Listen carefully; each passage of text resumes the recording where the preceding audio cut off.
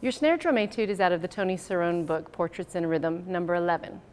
Instead of being in a comfortable 4/4, we're in 12/8, which may be new to some of you. So there's 12 eighth notes per measure. The easiest way to go about counting that would be 4 groups of 3. So I tend to just go eighth note 1, 2, 3, 1, 2, 3, 1, 2, 3, 1, 2, 3, and that takes up 1 full measure.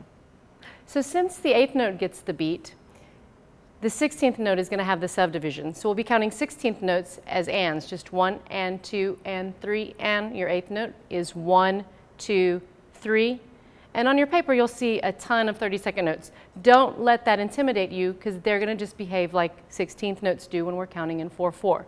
So when you see your 32nd notes, it's just 1 E and a 2 E and a 3 E and a. A good example of that simple counting is line 3. It's just 1 E and a 2 E and a 3 E and a 1 E and a 3. So I would suggest starting very slowly and counting every group of 3 in the piece before you even try to play it. Don't worry about sticking. Don't worry about rolls, just figure out exactly where every beat's going to line up. So I would put my metronome on 60. I like to start painfully slow. Here's your eighth note, 1, 2, 3, and measure 1 for instance.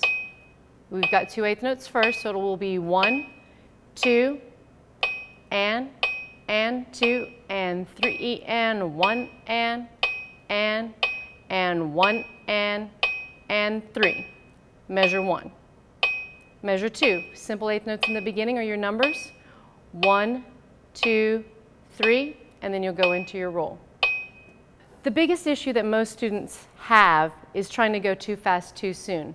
You'll be way more successful if you take it very slowly and methodically and get through the whole piece knowing what you're doing than, feeling urgent to learn it and then you'll mess up rhythms. So make sure you take it very slowly and go all the way through before you try to speed it up.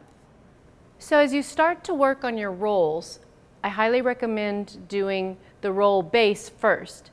And in this etude, I've chosen to do 32nd notes. So in measure 2, we'll be going 1, 2, 3, 1 E and a 2 E and a 3 E and.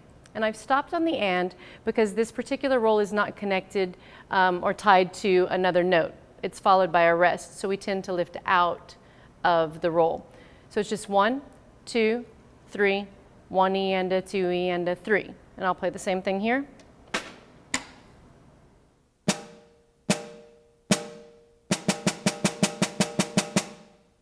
So then after you're comfortable with playing the roll bass without buzzing it, go ahead and start adding the buzz back in. So you'll be same rhythm, hands do the same motion even at the slow tempo. Like you have to decide first what those rhythms are going to be and then do it at the slow tempo and then build it up.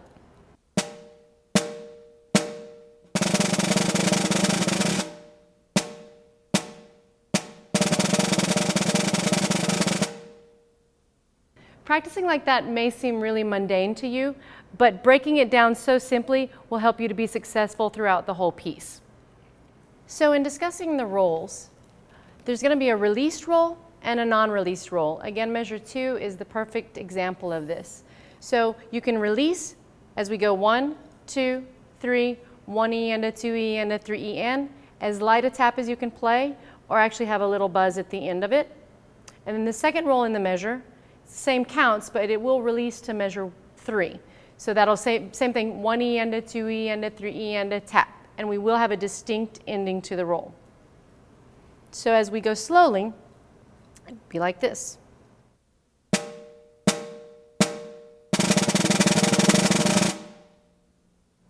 Second group.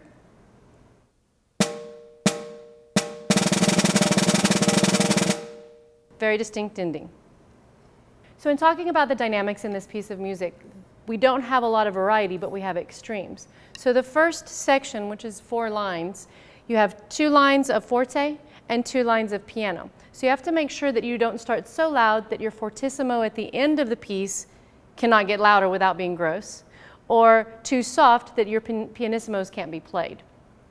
You need to keep in mind with all these etudes that we're actually playing indoors, because we're learning these etudes during marching season, which is hard sometimes for us to remember to play inside volume inside and outside volume outside. So make sure your forte is a tasteful forte and not a field forte. When playing piano and pianissimo, sometimes people will take it to the edge, so you have to be really careful. My preference is to go a bit to the edge, but you don't want to lose the snare response on the drum because there can be a plasticky sound instead of a snare sound. And also make sure that you set up your snare to where you're playing over the snare bed, because sometimes drums are labeled and they're not labeled over the snares and people tend to center the drum that way. Make sure your snares lie across from you. In line 5, we have a dotted rhythm. So this dotted rhythm should be interpreted just like you would a dotted 8/16. There's 4 notes that make up the pattern. 1, 2, 3, 4, 1, 2, 3, 4, 1, 2, 3, 4. The biggest mistake most students make of many, many ages is to make it feel like a triplet. Triplet, triplet, triplet. So as I've practiced slowly, I tend to overdot the note. So I take the second note and put it closer to the next beat. So you want to practice overdotting the note. So as you go faster, it'll be easier for you to play.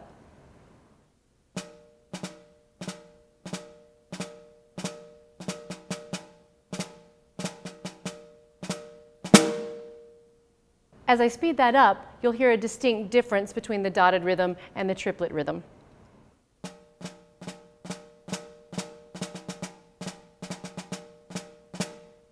What you don't want to hear is it rounding off and sounding like triplets.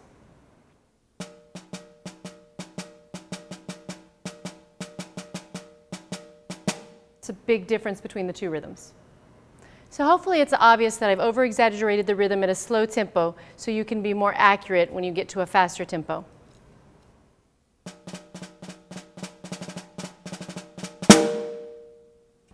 As you're working through this piece of music, make sure you start marking in your stickings because it's very important for you to play the same stickings every time you practice, and you'll be more consistent and you'll know the piece better sooner.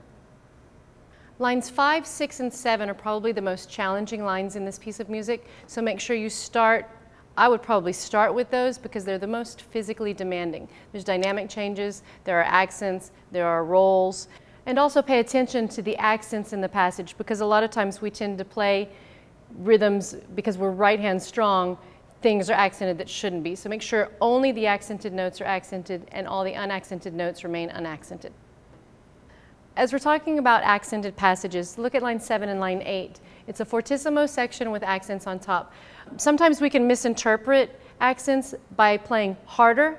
You just need to play a little higher. You want a fuller sound. Again, not an outdoor beating into the drum sound. In line 8, you have a bar and a half diminuendo. You want to make sure that it's a fairly consistent diminuendo. Sometimes we tend to get with a crescendo too loud too soon or with a diminuendo too soft too soon. So make sure you save it because you have a long way to go down to pianissimo. At the end of line 8, I changed my roll bass on the dotted quarter note to a triplet roll bass. I find that I could have a more consistent sound when I'm playing soft with a triplet roll bass, and then I go back into 32nd note roll bass at the end of line 9. To demonstrate this, I'm going to play the first measure of line number 9 with just the roll bass.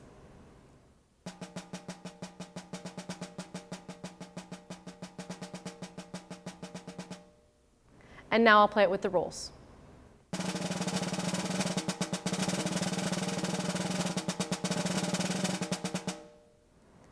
In this passage, you want to make sure that you articulate the 32nd notes in between the rolls. So practice it very slowly, making sure the rolls have a nice even buzz hand to hand, and then very clear 32nd notes afterwards. It's your choice as to what roll bass you want to use. I just found at the softer volume and faster tempo, I had a little more success with the triplet bass. So you and your teacher can decide whether you want to stay with the 32nd notes or move down to a triplet bass.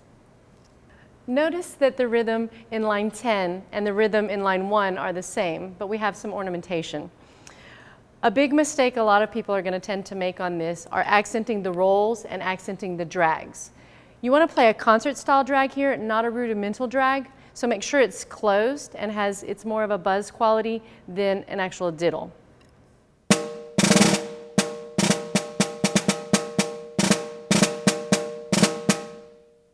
Notice how the underlying rhythm is a consistent volume. Let me play it with accents so you hear what you shouldn't be doing.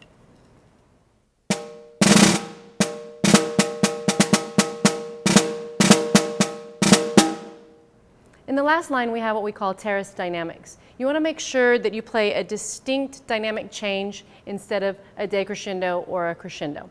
We have terrace dynamics throughout the piece, so you want to make sure you have a definite dynamic change where the dynamic's written, not before, not after, right where it changes. This piece offers a lot of challenges between the roll speed, the dynamics, and the rhythms. The people that will have the most success will be the ones that start early and practice often. Be very methodical, take small chunks, and work daily and have success.